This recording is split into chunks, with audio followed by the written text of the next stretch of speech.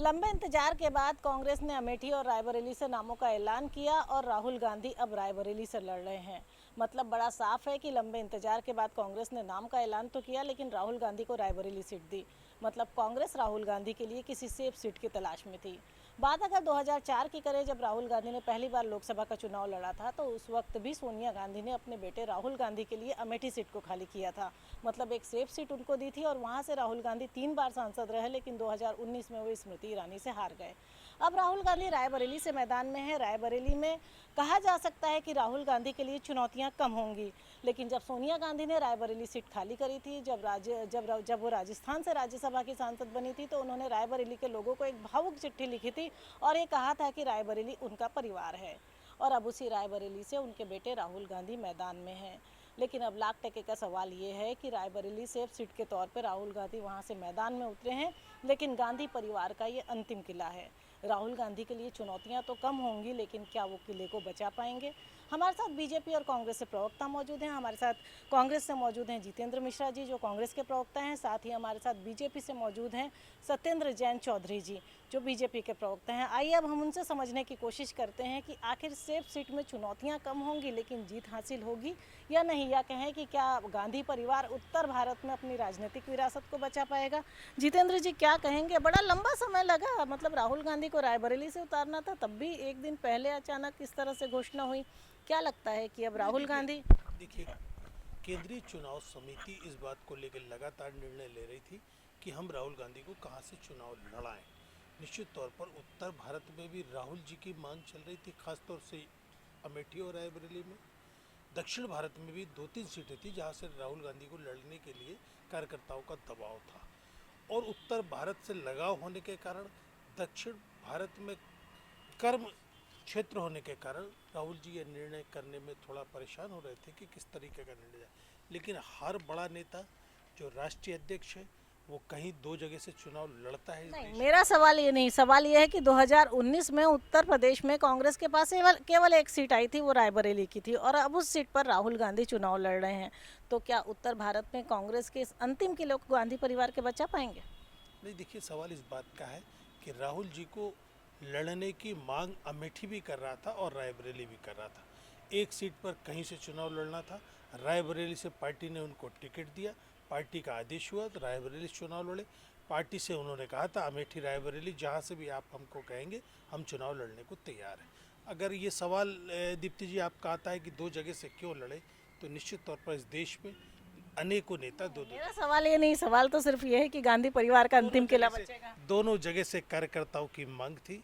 दोनों जगह से जनता ये मान रही थी कि अगर गांधी परिवार हमको छोड़ करके गया तो निश्चित तौर पर अमेठी और रायबरेली का विकास रुकेगा, जैसा उसने पहले विकास देखा था, जैसे उसने अपनी हनक देखी थी सत्ता के गलियारों में गांधी परिवार के प्रतिनिधि होने के कारण। चलिए ठीक है, क्या कहेंगे सत्येंद्र जी? 2019 में कांग्रेस ने केवल एक सीट जीती थी रायबरेली की, और अब वो राहुल गांधी के हवाले है। देखिए, मैं तो ये कहूँगा, ये जिस प्रकार से डरो मत वाली बात है, और राहुल गांधी जी स्वयं डर गए। देखिए, वायनाड गए पहले अमेठी से डर के, और अगर उत्तर भारत में आए, पहले तो कहते रहे कि उत्तर भारतीयों में कम दिमाग होता है, दक्षिण भारतीयों में ज़्यादा दिमाग होता है। आज अमेठी के अंदर भी भारतीय जनता पार्टी और भारत के उत्तर भारतीय लोगों ने उनका विरोध भी किया है, क्योंकि उन्होंने एक बहुत बड़ा कमेंट किया था कि उत्तर भारतीयों में कम दिमाग होता। और डरो मत इसलिए कहते हैं, वो स्वयं ही कहते थे कि डरो मत, और स्वयं राहुल गांधी जी डरने के प्रतीक हैं।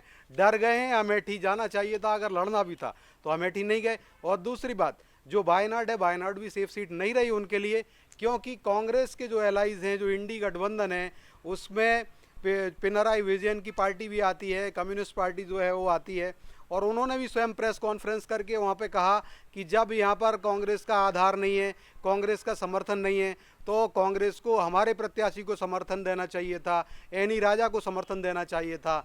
लेकिन कांग्रेस ने ये नहीं किया। राहुल गांधी जी को वहाँ पे नामांकन किया, और इंडी अलायंस की जो दूसरा दल है साथ में, जो उन्होंने एनी राजा को खड़ा किया। तो ये स्थिति वहाँ पर हुई है।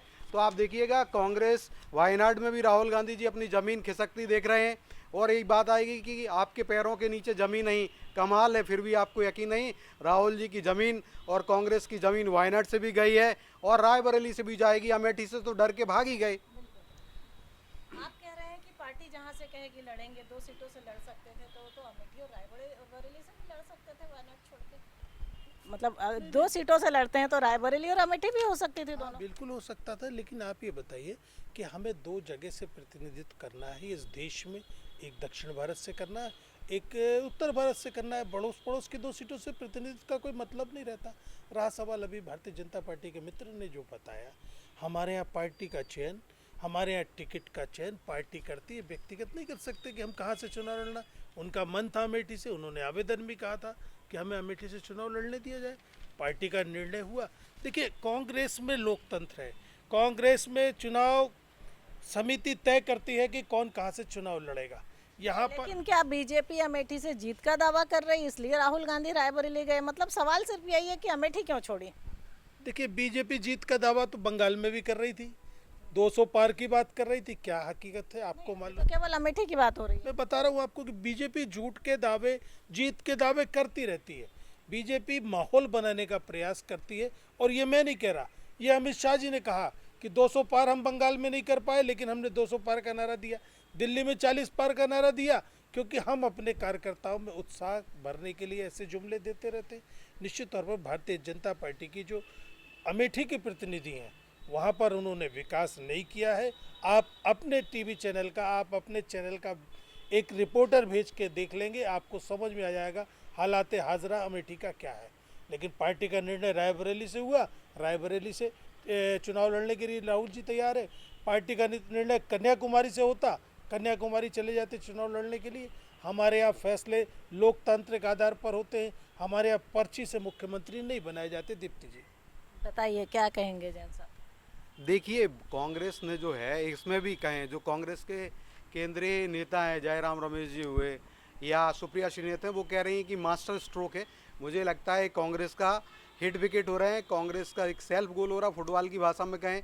क्योंकि आप देखिए, मैंने आपको पहले बताया कि कांग्रेस के साथी एलाइज ने वहाँ पर वायनाड में कहा है कि राहुल गांधी को नहीं लड़ना चाहिए था, और राहुल गांधी ने कहा कि क्यों नहीं ईडी सीबीआई इनको जेल में डाल देती है, इनके साथी मुख्यमंत्री हैं, और तो उनके लिए भी राहुल गांधी प्रार्थना करते हैं। तो ये दोभाषी बात आती है। और जो मैंने कहा, देखिए, रॉबर्ट वाड्रा ने भी जो हैं कांग्रेस से, उन्होंने कहा कि उन्होंने सर्वे कराए, और रायबरेली की जनता ये कह रही है कि रॉबर्ट वाड्रा जी को आना चाहिए, जीजा जी को आना चाहिए। तो ना जीजा जी को दिया, ना बिना पोर्टफोलियो की जनरल सेक्रेटरी हैं प्रियंका जी, दीदी जी, जी को भी नहीं दिया, ना जीजा जी को दिया। तो ये कांग्रेस के आपस के लोग ही स्वयं देखिएगा, उनके अंदर ही डिससेटिस्फेक्शन है। क्योंकि आज रॉबर्ट वाड्रा जी को बड़ा निराशा हुई होगी, क्योंकि रॉबर्ट वाड्रा जी ने स्वयं हम सबके सामने आया कि उनकी बड़ी तीव्र प्रबल इच्छा थी रायबरेली से चुनाव लड़ने की। उन्होंने और कांग्रेस पार्टी ने अनेक सर्वे भी कराए हुए हैं। तो आज मुझे लगता है कहीं ना कहीं रॉबर्ट वाड्रा जी के जो महत्वाकांक्षाएं हैं या मंसूबे, उन पर पानी फिर गया है। और इसी प्रकार से आप कहें अमेठी की जो बात है, सही बात है, राहुल गांधी जी आज डरपोक सिद्ध हो गए हैं। वो कहते थे डरो मत, स्वयं अमेठी ना जा करके रायबरेली जाते हैं, तो इसमें वो मतलब डरपोक तो सिद्ध हो रहे हैं। और बिल्कुल सही बात है। और वहाँ पर जो है रॉबर्ट वाड्रा जी के साथ भी अन्याय नहीं होता। अगर वो यहाँ से लड़ते तो रॉबर्ट वाड्रा जी वहाँ आ जाते।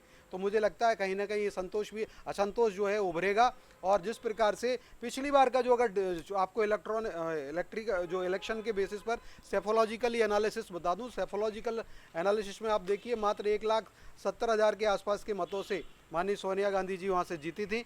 इस बार आप देखिएगा कि जो ये रायबरेली की भगवान रूपी जनता, भारतीय जनता पार्टी के प्रत्याशी जो हैं, उनको प्रचंड मतों से विजयश्री बताएगी। और राहुल जी रायबरेली से भी और वायनाड से भी जमीन नहीं बचा पाएंगे। अगर मैं आपकी बात बहुत संक्षेप में समझूं तो आप ये कह रहे हैं कि गांधी परिवार में फूट होगी, ये कहना चाह रहे हैं आप? यस, ऑफ कोर्स, बिल्कुल। क्योंकि वाड्रा जी ने की उनकी बड़ी तीव्र इच्छा थी, प्रबल इच्छा थी, और उन्होंने अपनी कामना को व्यक्त भी किया था। उन्होंने कहा था सर्वे कराए हैं, और अनेक सर्वे के माध्यम से कांग्रेस को उन्होंने बोला भी, वीडियो भी आए। तो रॉबर्ट वाड्रा जी को नहीं लिया, तो उनको कहीं ना कहीं उनकी इच्छाओं पर कुठाराघात हुआ है। जितेंद्र जी बताइए भाई, रॉबर्ट वाड्रा जी की इच्छाओं पे कुठाराघात हुआ है, और बीजेपी को अब इस बात का शक है कि गांधी परिवार में फूट हो जाएगी। रॉबर्ट वाड्रा के सर्वे कराने से क्या होता है? पार्टी का सर्वे मेन होता है। पार्टी जिसको चाहेगी उसको चुनाव लड़ना पड़ेगा। किसी के सर्वे से कुछ नहीं होता है। कांग्रेस का अपना सर्वे होता है, वो आदेश करती है, कार्यकर्ता चुनाव लड़ने चला जाता है। अब अमेठी से क्यों नहीं लड़े, रायबरेली क्यों चले गए? अरे आपके प्रधानमंत्री गुजरात से क्यों नहीं लड़े, बनारस क्यों चले गए? आपके प्रदेश अध्यक्ष जवाब देना चाहेगा आपको प्रदेश देखिए जवाब ये है नहीं, कि एक एक बात नहीं, मिनट हो गई आप 30 सेकंड में हो रही है।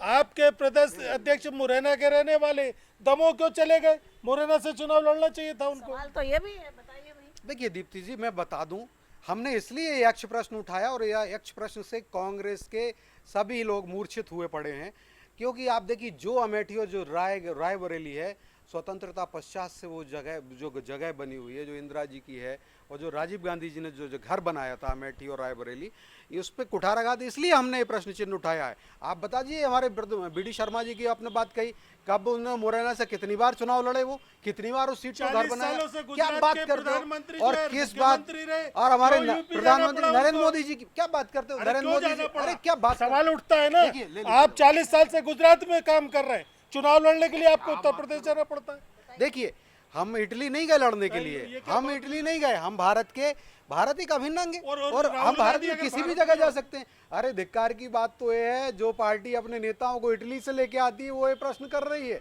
क्या हम कन्याकुमारी, अभी इन्होंने कहा कन्याकुमारी से भी लड़ सकते थे, और अब ये दुभाषी बात करने लगे। जब राहुल गांधी जी दक्षिण भारत में जाते वायनाड में, तब इनको मीठा मीठा गप होता है, अभी मोदी जी के बारे में आ रहा है तो कड़वा कड़वा थू कर रहे हैं। यह स्थिति कांग्रेस की है, कांग्रेस मानसिक रूप से दयनीय स्थिति में पहुंच गई है। बताइए भाई, मानसिक रूप से दयनीय स्थिति है, मीठा मीठा गप कड़वा कड़वा थू। निश्चित तौर पर दीप्ति जी, सवाल इस बात का उठता है कि कांग्रेस दयनीय स्थिति में क्यों पहुंचेगी? कांग्रेस ने इस देश में जो वादे किए वो पूरे किए। आपने 10 साल में ये कहा था मुझे सरकार में लाइए, महंगाई कम होगी, बहुत हुई महंगाई की मार। अब की बार मोदी सरकार 2 करोड़ लोगों को रोजगार देने की वादा आपने किया था, काला धन वापस लाने का वादा आपने किया था। किस वादे पर सफल हुए जो कांग्रेस दयनीय होगी? जनता तो सवाल आपसे पूछ रही है। वादों से वादा खिलाफी आपने की है। इस देश में नोटबंदी को आपने क्रांतिकारी फैसला बताया। इस देश में अगर अर्थव्यवस्था की कमर टूटी, नोटबंदी के कारण टूटी।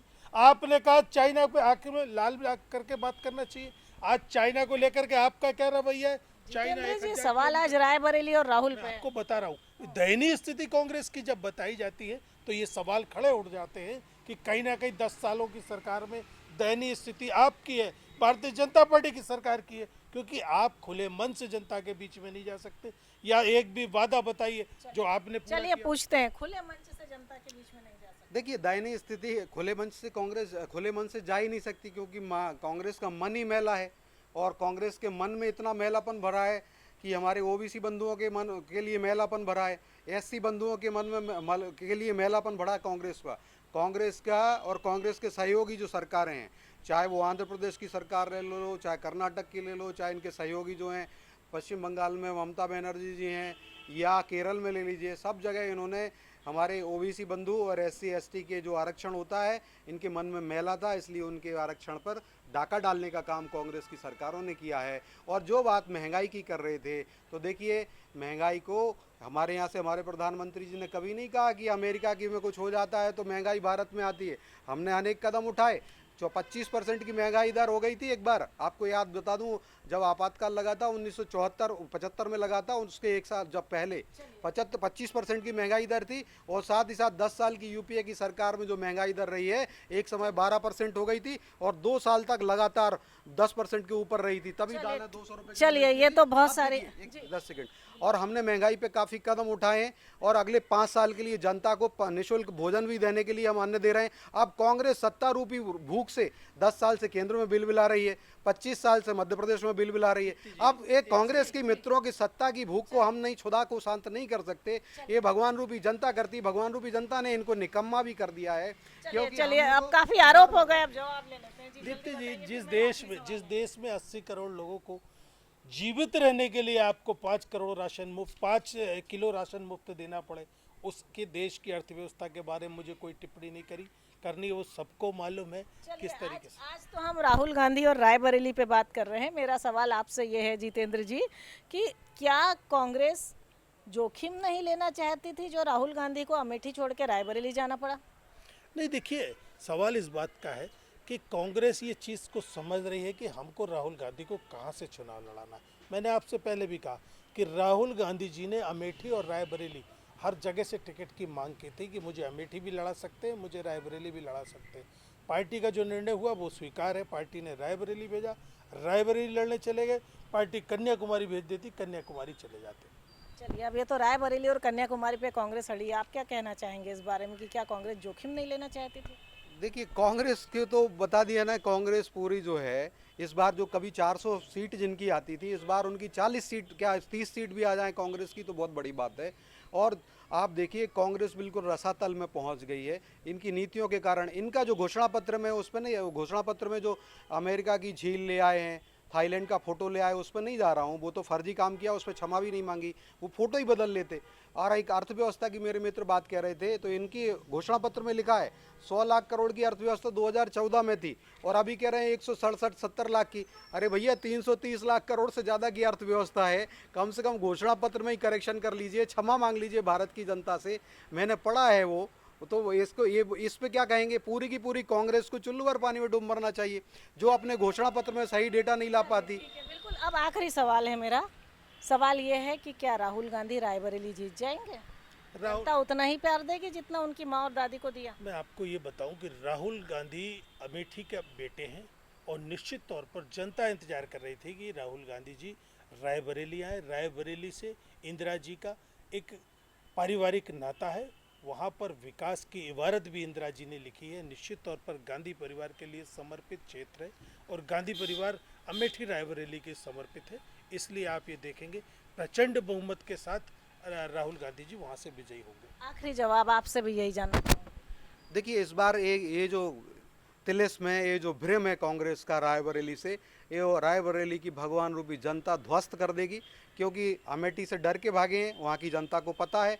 और जिस प्रकार से पिछले लोकसभा चुनाव में सोनिया गांधी जी की लीड भी बहुत ही कम हो गई थी इस बार, और वह सब इस बार जो निसंदेह वहाँ पर भारतीय जनता पार्टी को प्रचंड आशीर्वाद दे रही भगवान रूपी जनता, और देश भर में 400 से ज़्यादा अधिक कमलों की माला को प्रधानमंत्री मोदी जी के गले में डालने वाली है। आप देखिए कि भाजपा प्रचंड विजय से कांग्रेस अपनी 20-30-35 सीट के आसपास ही रह पाएगी।